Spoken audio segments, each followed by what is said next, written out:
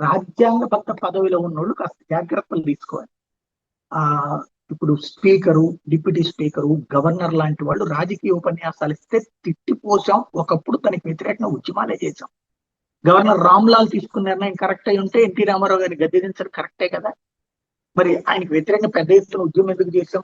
చివరికి మళ్ళీ మార్పు వచ్చింది కదా. ఇప్పుడు ఆ స్థానంలో గోవా గవర్నర్ గా ఉన్నటువంటి అశోక్ గజపతి రాజు తను రాజ్యాంగబద్ధ పదవిలో ఉన్నానన్న సంగతి మర్చిపోతున్నారు.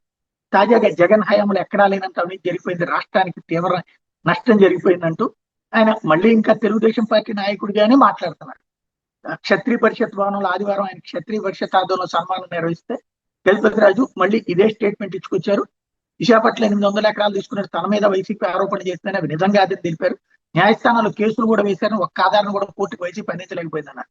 ప్రజాధనాన్ని దొంగతనం చేసి 16 నెలలు జైల్లో ఉండి వచ్చినటువంటి వ్యక్తిని రాష్ట్ర ప్రజలు ముఖ్యమంత్రిని చేయడం వల్ల 2019 నుంచి 2024 వరకు రాష్ట్రానికి ప్రజలకు ఎంతో నష్టం జరిగిందన్నారు. 24 నుంచి రాష్ట్రం అన్ని రంగాల అభివృద్ధి చెందుతుందని ప్రజా సంక్షేమం కోసం కృషి జరుగుతుందన్నారు. మరి ఇంకో పక్కనేమో కంప్లీట్ రివర్స్ లో జరుగుతుంది.